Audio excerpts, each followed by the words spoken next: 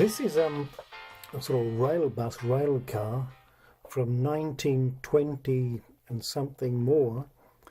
It's a Chevrolet. The chassis and on the motor converted to be used on a railway. The bodywork of wood was quite obviously made in the workshop here in Tacna, and just stuck onto a chassis made by Chevrolet. What happened was, as from around 1920 more or less, the railway between Tacna and Arica found itself competing with motorized transport on the highway between the two cities, and it tried hard to compete. This one of the ways to compete was by running rail buses with a capacity of 6 or 7 passengers, to compete with the buses and cars operating on the highway. It's a general view of the collection of things in the museum. There are bogies from rail buses, wheels, and you name it.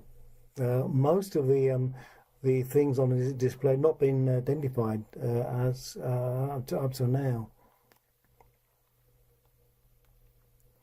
This is a carriage, a 2-axle carriage, possibly made in the workshop here in Tacna, in colours of the Enacea, which is Empresa Nacional de Ferrocarriles del Perú, which ran the railway between 1972 and the year 2000.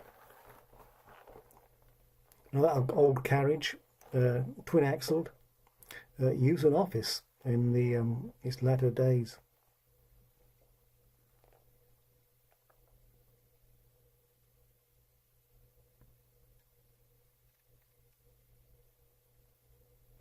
A fascinating collection of things. This is a boiler from a. It was initially the boiler of the motor part of a steam-powered rail bus built by the company known as Kerr Stewart in Stoke-on-Trent in England, I think in 1911, if I remember correctly. As a part of the attempt to compete with the services offered on the parallel highway between Arica and Tacna. At a later date, the motor part of the rail bus was separated from the carriage part. The carriage was used as a regular railway carriage pulled by locomotives, and the locomotive part was used as a shunting locomotive to assemble trains in yards, probably one in Tacna and one in Arica. The locomotives existed, survived until around the 1960s, and were then scrapped.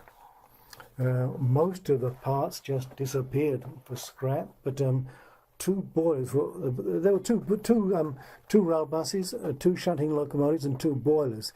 Both boilers were retained. Maybe because of their possible use as stationary boilers for generating steam for the workshop. They're in pretty good condition, considering anyway.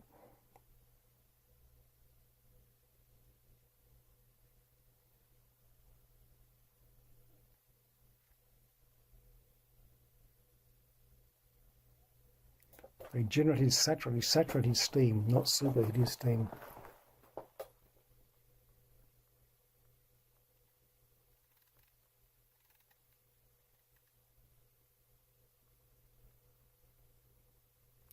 The locomotives were the 040 wheel arrangement, tank locomotives.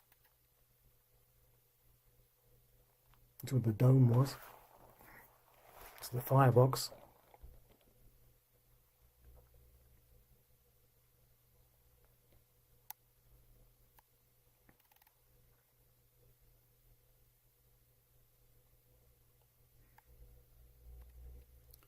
And to the right hand side we can see this thing here. It's a carriage, a very, very old carriage, possibly from the early days of the railway in around 1855. It's not identifiable, there's no maker's plate or anything like that on it. It's obviously very, very old, probably made in England.